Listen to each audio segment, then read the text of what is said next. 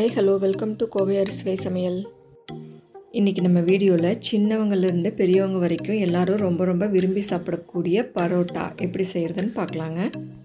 இந்த வீடியோ நீங்கள் இப்போ தான் ஃபஸ்ட் டைம் பார்க்குறீங்கன்னா கோவை அரிசுவை சமையலை சப்ஸ்கிரைப் பண்ணிக்கோங்க. பக்கத்தில் இருக்கிற பெல் ஐக்கானையும் மறக்காமல் ப்ரெஸ் பண்ணிக்கோங்க. அப்போ தான் நான் போடுற புது வீடியோஸோட நோட்டிஃபிகேஷன் உங்கள் மொபைலுக்கு ரிசீவ் ஆகும்.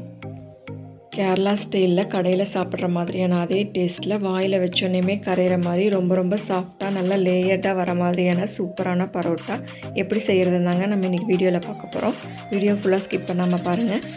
வாங்க இந்த சாஃப்ட் லேயர்டு பரோட்டா எப்படி செய்கிறதுன்னு பார்க்கலாம். இன்றைக்கி புரோட்டா செய்கிறதுக்கு நான் 2 கிலோ மைதா மாவு எடுத்துருக்கேங்க. இந்த மாதிரி பெரிய தட்டமாக எடுத்துக்கிட்டிங்கன்னா உங்களுக்கு மாவு பிசைகிறதுக்கு ரொம்ப ஈஸியாக இருக்குங்க. அப்படி இல்லைன்னா உங்களுக்கு கிச்சன்லலாம் பார்த்திங்கன்னா எல்லாத்து வீட்லேயுமே ஸ்லாப் இருக்குங்க.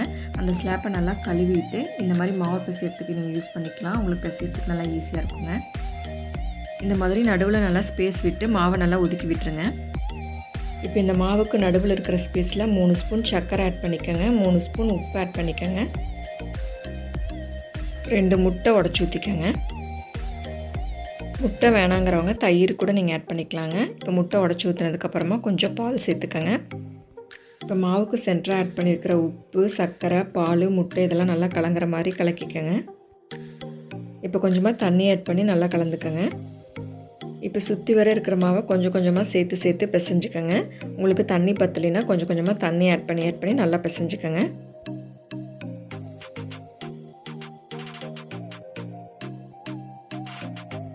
பாருங்கள், இந்த மாதிரி கொஞ்சமாக தண்ணி சேர்த்து நல்லா சாஃப்டாக பிசைஞ்சு எடுத்ததுக்கப்புறமா மாவை நல்லா புளி பண்ணிவிட்டு கொஞ்சம் எண்ணெய் ஊற்றி நல்லா பிசைஞ்சுக்கோங்க. எண்ணெயும் நீங்கள் கொஞ்சமாக சேர்த்து நல்லா பிசைஞ்சுக்கோங்க. மாவு பிசையும் போது நல்லா அழுத்தி மாவை இழுத்து பிசைணுங்க. அப்போ தான் மாவு நல்லா சாஃப்டாக வரும். அளவாக தண்ணியும் எண்ணெயும் சேர்த்து மாவு பிசைஞ்சு எடுத்துக்கோங்க. மாவு சப்பாத்தி மாவை விட கொஞ்சம் இலக்கமாக இருக்கணுங்க. மாவு பிசைஞ்சதுக்கப்புறம் இந்த மாதிரி ஆயில் அப்ளை பண்ணிவிட்டு ஒரு ஈரத்துணியை போட்டு மூடி வச்சுருங்க. இதுக்கு மேலே ஒரு பாத்திரத்தை போட்டு மூடி வச்சுருங்க. இது ஒரு 3 to 4 hours நல்லா ஊற விடுங்க. பாருங்கள், 4 மணி நேரம் ஆச்சு. மாவு நல்லா சாஃப்டாக வந்திருக்குங்க. கை விரலை இந்த மாதிரி நீங்கள் மாவுக்குள்ளே விட்டு பார்த்தீங்கன்னா நல்லா ஈஸியாக உள்ளே போகிறதுக்கு வரணுங்க. அந்தளவுக்கு மாவு நல்லா இலக்கமாக இருக்கணும். இப்போ மாவை இந்த மாதிரி நைஃப் வச்சு கட் பண்ணிக்கோங்க. நம்ம பீடா போடுறதுக்கு இந்த மாதிரி கட் பண்ணி எடுக்கணுங்க. கட் பண்ணி எடுத்த மாவை கையில் நல்லா உருட்டிக்கோங்க. உருட்டிட்டு உள்ளங்கையிலேருந்து உள்ளே தள்ளி மேலாப்பில் கொண்டு வந்தீங்கன்னா நல்லா பால் மாதிரியான ஷேப்புக்கு கிடைக்குங்க. இந்த மாதிரி நல்லா உருட்டிட்டு அந்த மேலே வர அந்த பாலை மட்டும் நம்ம கட் பண்ணி எடுத்துடலாங்க. இதுதாங்க ஒரு பீடா. இந்த மாதிரி பேலன்ஸ் இருக்கிற எல்லா மாவையும் நீங்கள் பீடா போட்டு எடுத்துக்கோங்க. நம்ம எடுத்து வச்ச பீடாவெல்லாம் இந்த மாதிரி ஆயிலில் நல்லா டிப் பண்ணி எடுத்து தனியாக வச்சுருங்க. இந்த மாதிரி பேலன்ஸ் இருக்கிற எல்லா பீடாவையும் இந்த மாதிரி ஆயிலில் நல்லா டிப் பண்ணி எடுத்து வச்சுருங்க. இப்போ இந்த பீடாக்கு மேலே ஒரு ஈரத்துணி போட்டு ஒரு 1 hour ஊற வச்சுருங்க. நல்லா ஊறட்டும். மாவு எந்த அளவுக்கு ஊறுதோ அந்தளவுக்கு தாங்க நம்மளுக்கு புரோட்டா நல்லா சாஃப்டாக கிடைக்கும். பாருங்கள், மாவு நல்லா 1 hour ஊறிடுச்சு. இன்னும் நல்லா சாஃப்டாகிடுச்சுங்க. நம்ம பீடா போட்டு வச்ச எல்லா உருண்டைகளையும் இப்போ பிசைய ஆரம்பிச்சிடலாம். நான் மாவு பிசைஞ்ச அதே தட்டத்தில் நல்லா ஆயில் அப்ளை பண்ணிக்கிறேங்க. நீங்களும் எதில் தேய்க்க போகிறீங்களோ அந்த இடத்துல நல்லா ஆயில் அப்ளை பண்ணிக்கணும். ஒருவேளை நீங்கள் ஸ்லாப்பில் மாவு பிசைஞ்சிங்கன்னா அந்த இடத்துல நல்லா ஆயில் அப்ளை பண்ணிக்கோங்க. பாருங்கள், இந்த மாதிரி தட்டத்தில் ஆயில் அப்ளை பண்ணதுக்கப்புறம் ஒவ்வொரு பீடாவாக எடுத்து இந்த மாதிரி உள்ளங்கையில் நடுவில் வச்சு நல்லா அழுத்தம் கொடுத்து சுற்றி வர ஸ்ப்ரெட் பண்ணி இந்த மாதிரி தேய்ச்சி விடுங்க.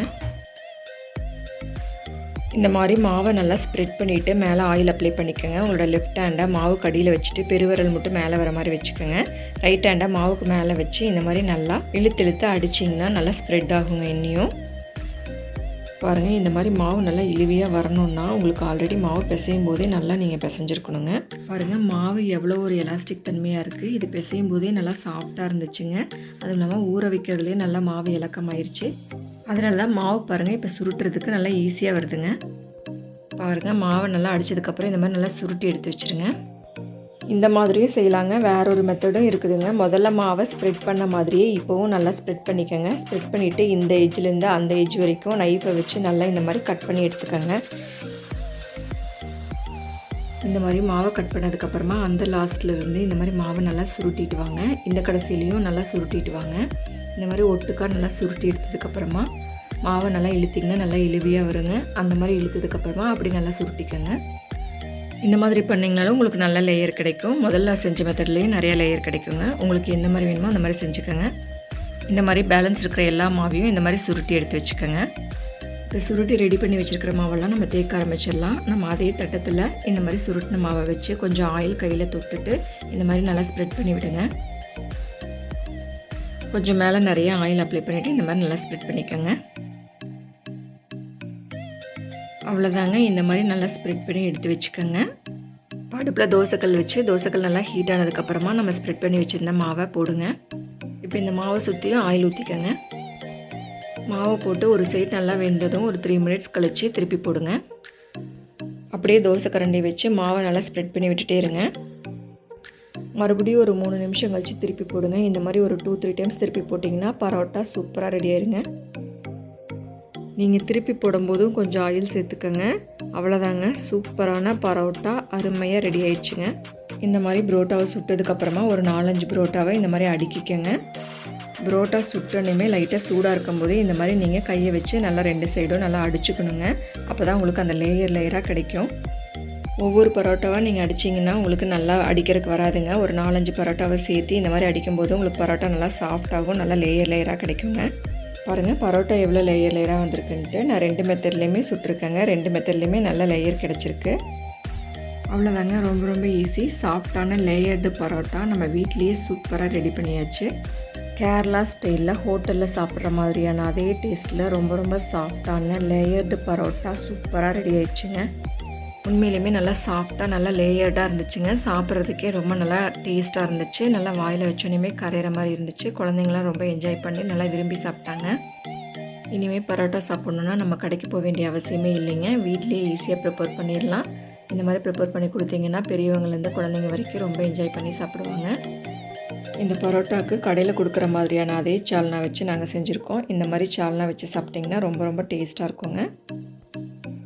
ரொம்ப சாஃப்டான ரொம்பவும் டேஸ்ட்டான இந்த லேயர்டு பரோட்டாவை நீங்களும் கண்டிப்பாக வீட்டில் ட்ரை பண்ணி பாருங்கள். ட்ரை பண்ணி பார்த்துட்டு உங்களோட ஃபீட்பேக்ஸையும் கூட மறக்காமல் ஷேர் பண்ணிக்கோங்க.